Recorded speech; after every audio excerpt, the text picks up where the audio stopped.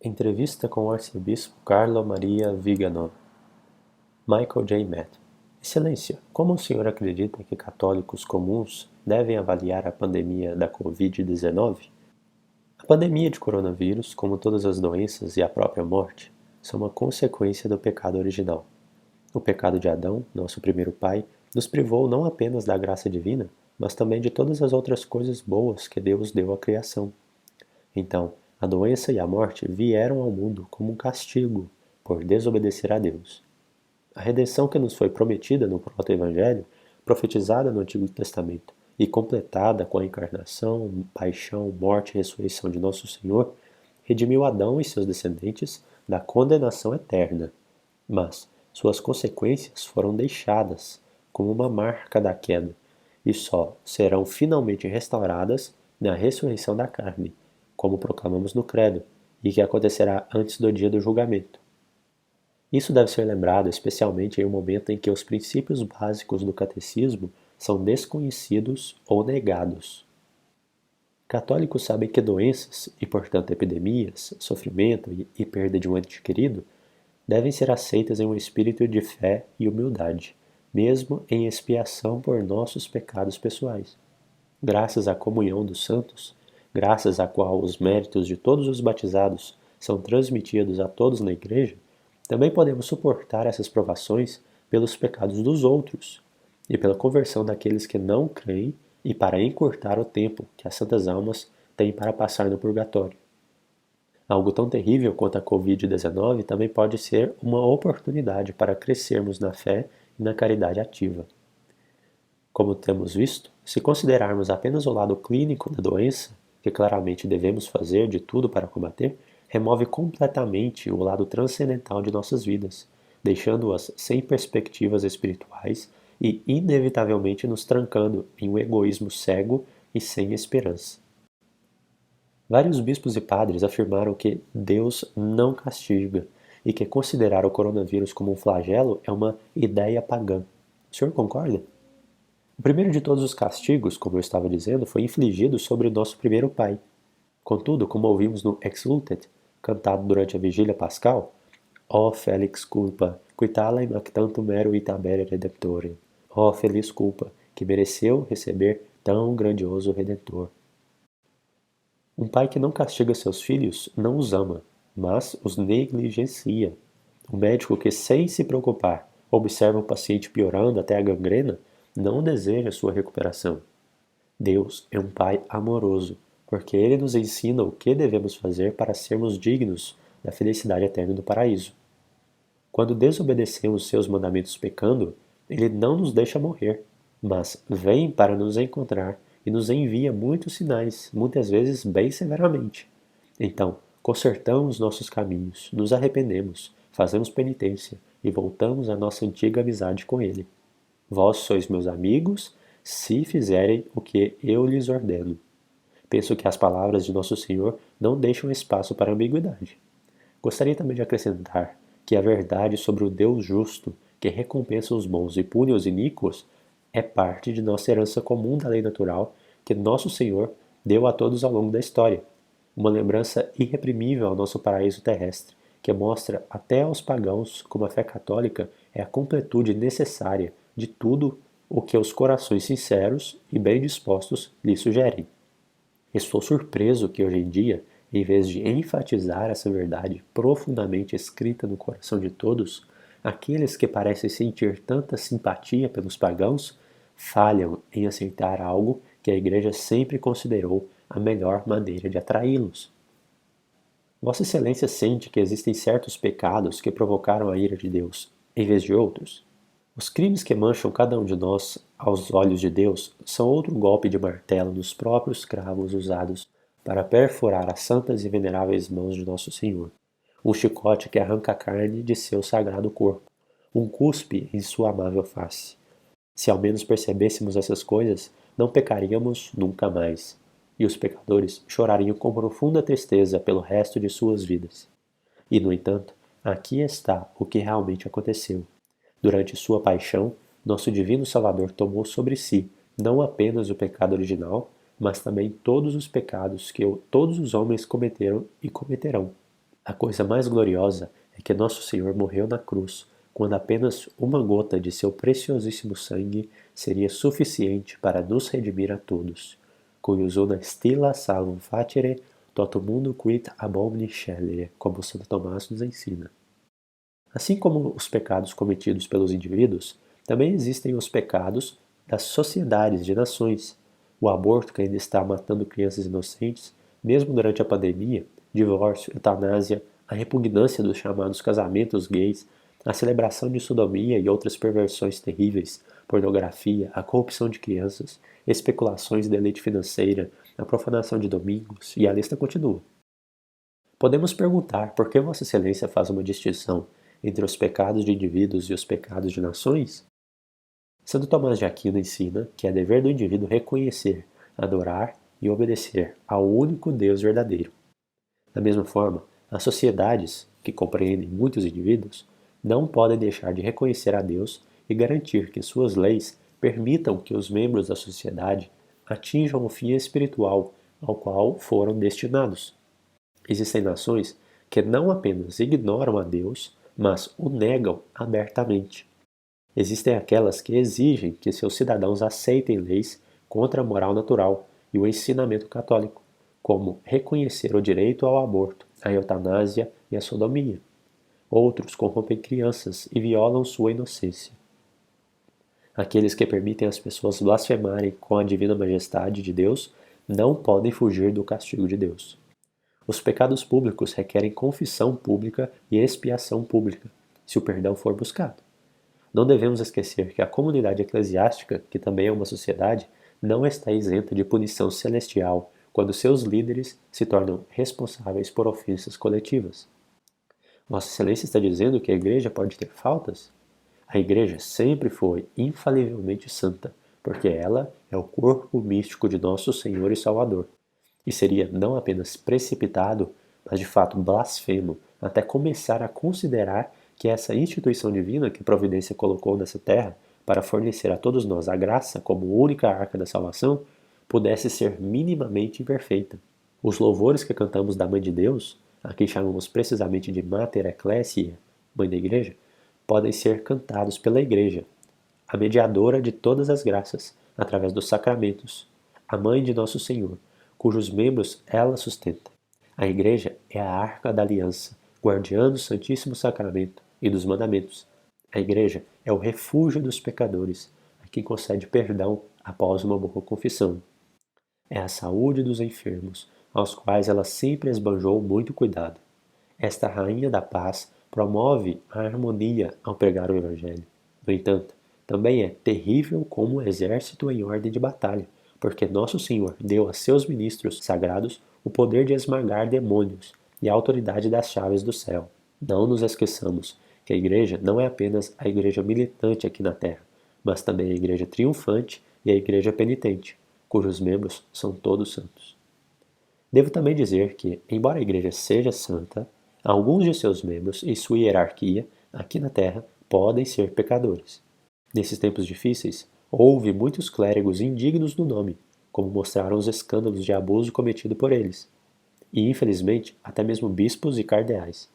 A falta de fé dos sagrados pastores é um escândalo para seus confrades e para muitos entre os fiéis, não apenas em termos de desejo de sede de poder, mas também, eu diria especialmente, quando tocam a integridade da fé, a pureza dos ensinamentos da Igreja e a santidade da moral.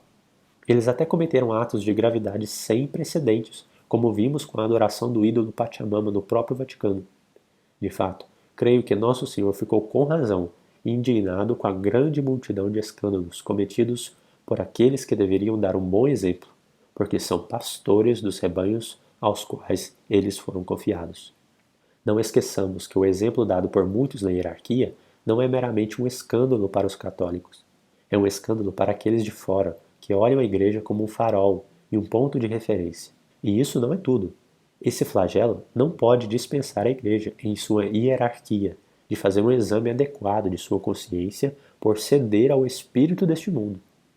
Ela não pode deixar de cumprir seu dever de condenar firmemente todos os erros que permitiu depois do Concílio Vaticano II, que lhe trouxe para si todas aquelas justas punições. Devemos endireitar nossas vias e retornar para Deus. Dói-me dizer que até agora, depois de termos visto a ira divina punindo o mundo, continuamos ofendendo a majestade de Deus ao falar da Mãe Terra exigindo respeito, como o Papa disse alguns dias atrás em sua 1000ª entrevista. O que devemos fazer é pedir perdão pelo sacrilégio perpetrado na Basílica de São Pedro e reconsagrá-la antes que o santo sacrifício da missa possa ser rezado lá. Também devemos convocar uma procissão pública para mostrar penitência, mesmo que apenas prelados participem sob a direção do Papa. Eles devem invocar a misericórdia de Deus sobre si mesmos e sobre o seu povo. Isso seria um sinal daquela verdadeira humildade que todos estamos esperando para ver, como reparação de todas as ofensas cometidas. Como devemos conter nossa perplexidade quando ouvimos palavras como as ditas em Santa Marta no dia 26 de março?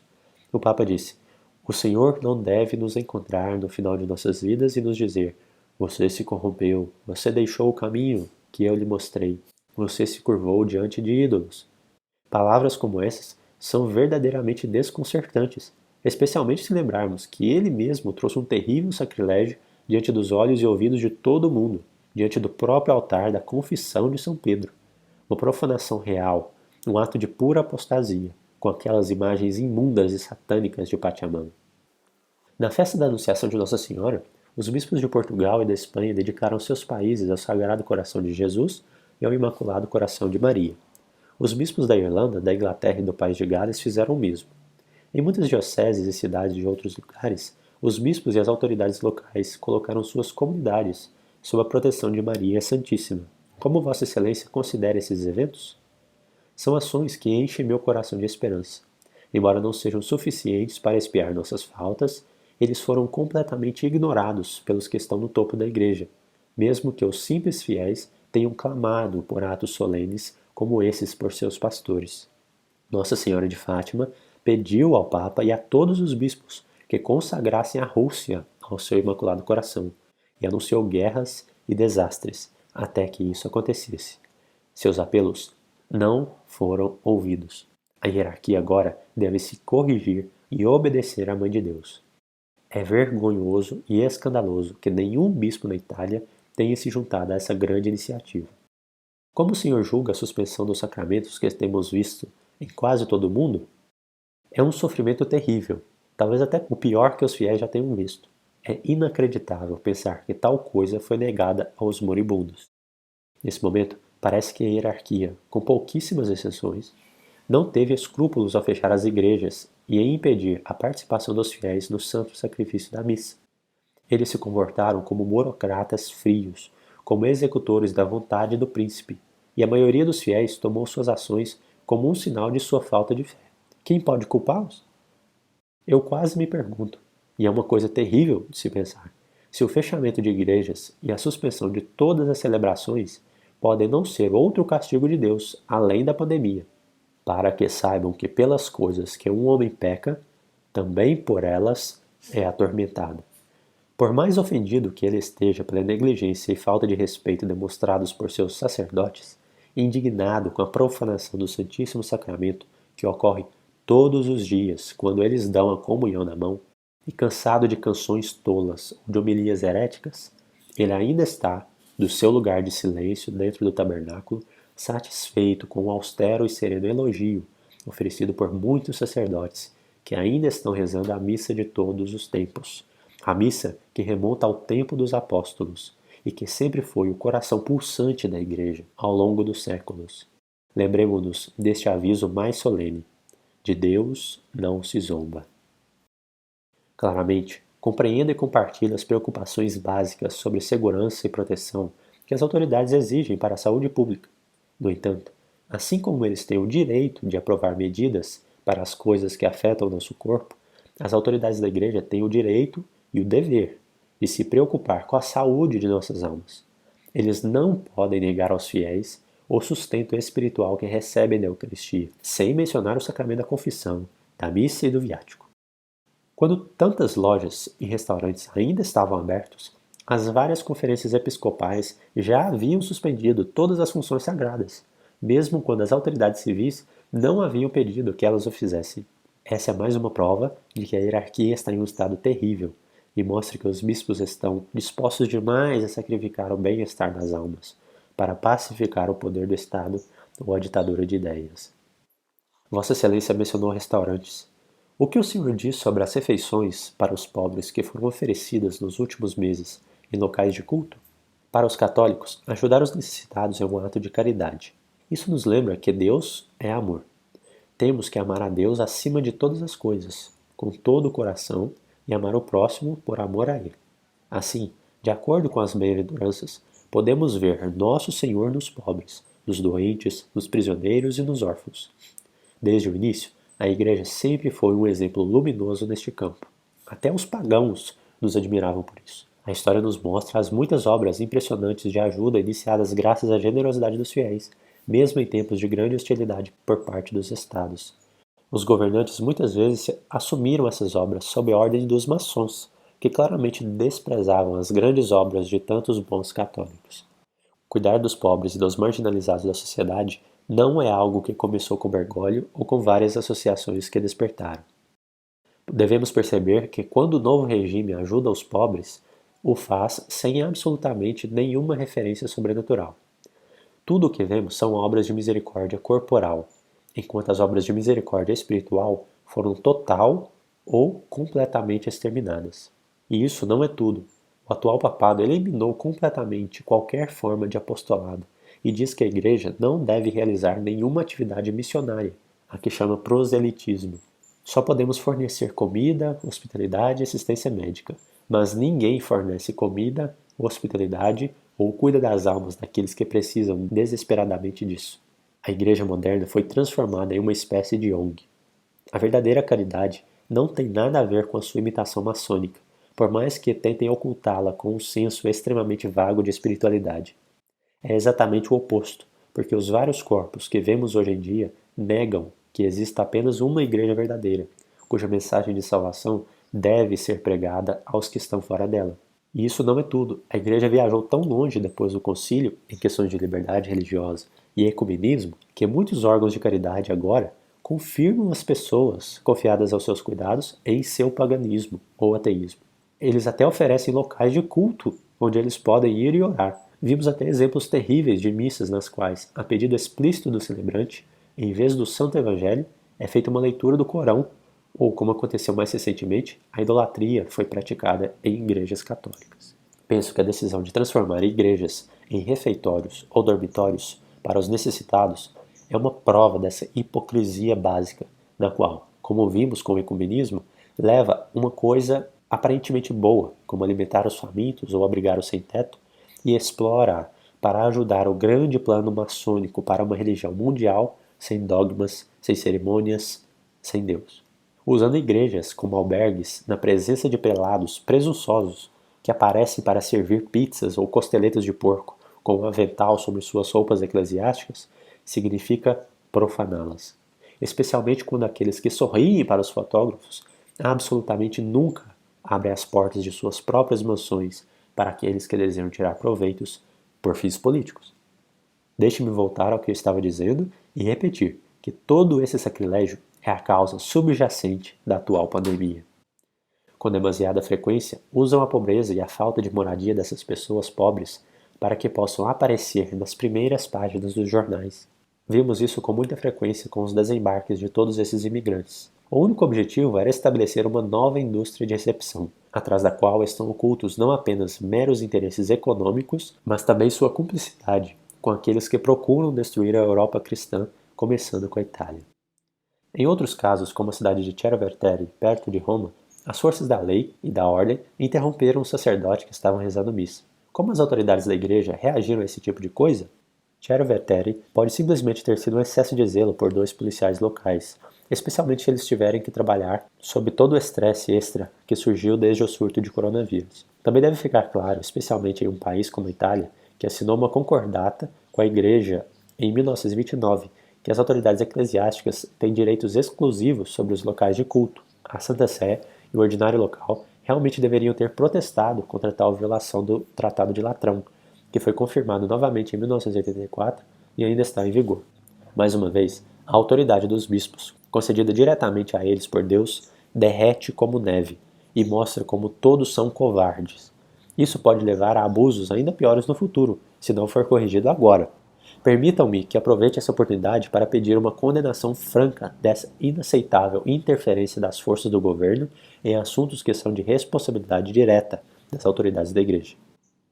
O Papa Francisco convidou a todos os cristãos, católicos e não católicos, a se reunirem em 25 de março para pedir a Deus que acabasse com essa pandemia, e deu a entender que membros de outras religiões poderiam orar também. O relativismo religioso que foi trazido com o Concílio Vaticano II levou muitas pessoas a acreditar que a fé católica não era mais o único meio de salvação, ou que a Santíssima Trindade não era mais o único Deus verdadeiro. Em sua declaração de Abu Dhabi, o Papa Francisco disse que Deus deseja todas as religiões. Isso não apenas é uma heresia descarada, mas também uma apostasia muito séria e uma terrível blasfêmia. Dizer que Deus deseja ser adorado como alguma coisa, diferente de como ele se revelou, significa que a encarnação, paixão, morte e ressurreição de nosso Salvador são completamente desprovidas de sentido. Significa que a razão para fundar a Igreja, a razão pela qual milhões de santos mártires deram suas vidas, pelas quais os sacramentos foram instituídos, juntamente com o sacerdócio e o próprio papado, são todos sem sentido. Infelizmente, justo quando deveríamos fazer expiação por nossas ofensas contra a divina majestade de Deus, aqui está alguém que nos pede que oremos a Ele, junto com aqueles que negam a divina maternidade de sua mãe no dia da sua festa. Não seria essa a melhor maneira de pôr um fim à peste atual? É também verdade que a penitenciaria apostólica concedeu indulgências especiais àqueles atingidos por essa terrível aflição e àqueles que os assistem material e espiritualmente. Primeiramente, deixe-me enfatizar que as indulgências nunca podem tomar o lugar dos sacramentos. Devemos resistir firmemente às perversas decisões tomadas por vários pastores, que proibiram os sacerdotes de ouvir confissões ou batizar crianças. Essas medidas, juntamente com o banimento de missas públicas e a suspensão da Santa Comunhão, vão contra a lei de Deus e são a prova de que por trás de tudo isso está Satanás. Somente a serpente do mal pode explicar essas medidas que trarão a perda espiritual de tantas almas. Seria como pedir aos médicos que não tratassem pacientes em perigo de morte. O exemplo dos bispos da Polônia deve ser seguido pela Igreja Universal. Eles ordenaram que mais missas fossem rezadas para que mais fiéis pudessem ir com segurança para ouvir a missa. Isso aconteceria se a hierarquia realmente se preocupasse com a salvação eterna dos católicos. Não se esqueça que na Polônia os efeitos da pandemia estão muito menores do que em outros países. Os ensinamentos da Igreja sobre indulgências não foram varridos pelos revolucionários, e isso é uma coisa boa. No entanto, enquanto o bispo de Roma tem o poder de recorrer às infinitas riquezas da graça, também é verdade que as indulgências não podem ser banalizadas ou consideradas como algum tipo de bônus de vendas no final de temporada. Os fiéis sentiram as mesmas coisas no final do Jubileu da Misericórdia, quando uma indulgência plenária foi concedida sob condições tão estranhas que os que recebiam a indulgência mal percebiam o que estava acontecendo. Há também um problema com o sacramento da penitência e da comunhão eucarística, que é necessário para que uma indulgência tenha efeito, as quais a penitenciaria apostólica adiou até algum mais rápido possível, não especificado. Vossa Excelência considera que as dispensas gerais de absolvição geral, em vez de absolver indivíduos, podem ser aplicadas na atual pandemia? Um perigo iminente de morte justifica certas soluções que a Igreja, em seu zelo pela eterna salvação das almas, sempre permitiu generosamente. Tal é o caso da absolvição geral para soldados prestes a entrar em batalha ou para pessoas a bordo de um navio afundando. Se uma emergência afetando uma unidade de terapia intensiva significa que o sacerdote só pode entrar sob condições extremamente estritas e não pode ouvir as confissões individuais dos moribundos, eu penso que essa solução pode ser a melhor. No entanto, se um precedente for estabelecido para que a absolvição geral seja estendida a todos os casos, mesmo quando os penitentes não correm o risco de morte imediata, devemos ser extremamente cuidadosos para garantir que o que a Igreja permita em casos extremos não se torne a norma. Permita-me lembrar às pessoas que assistiram à missa na internet ou na televisão não absolve o preceito de ir à missa de domingo. Pode ser uma boa maneira de santificar o dia do Senhor, quando é absolutamente impossível ir à igreja. Mas devemos sempre lembrar que viver os sacramentos não pode ser substituído pela virtualização dos sacramentos. Em um nível mais banal, não podemos alimentar nosso corpo olhando para uma fotografia de um pedaço de pão. Que mensagem Vossa Excelência gostaria de dar aos encarregados de defender e guiar o rebanho de Cristo? O Papa, a hierarquia e todos os bispos, padres e religiosos devem se converter imediata e absolutamente. Isso é algo que os leigos estão pedindo, pois sofrem, porque não têm guias firmes e fiéis. Não podemos permitir que o rebanho que nosso Divino Senhor confiou aos nossos cuidados seja espalhado por mercenários infiéis. Nós devemos nos converter e passar completamente a estar ao lado de Deus. Não podemos alcançar nenhuma transigência com o mundo. Os bispos devem recuperar a consciência de sua própria autoridade apostólica, que é pessoal, que não pode ser delegada para sujeitos intermediários, como as conferências episcopais ou sínodos, que têm distorcido o exercício do ministério apostólico, causando sérios danos à constituição divina da Igreja. É chegado o tempo de pôr um fim aos caminhos sinodais, a um absurdo senso de inferioridade e bajulação ao lidar com o mundo, a esse uso hipócrita da palavra diálogo, em vez de pregar o Evangelho sem medo. Devemos parar de ensinar doutrinas falsas e deixar de ter medo de pregar sobre pureza e santidade, e parar de ficar calado diante da arrogância do mal, parar de acobertar escândalos terríveis, parar de mentir, enganar e de se vingar. A vida católica deve ser uma batalha até o fim, e não uma caminhada de boa sorte em direção ao abismo. Todos nós, tendo recebido ordens sacras, seremos cobrados por nosso Senhor para prestarmos conta das almas que salvamos e daquelas que perdemos, por não as repreender e as resgatar. Voltemos à única e verdadeira fé, a viver uma vida de santidade, ao único culto agradável a Deus. Conversão e arrependimento, como nossa bem-aventurada Senhora, Mãe da Igreja, nos pede. Peçamos a ela, Tabernáculo do Altíssimo, que dê a sacerdotes e bispos o ímpeto heróico de que precisam para salvar a Igreja e promover a vitória do Imaculado Coração de Nossa Senhora. Ave Maria.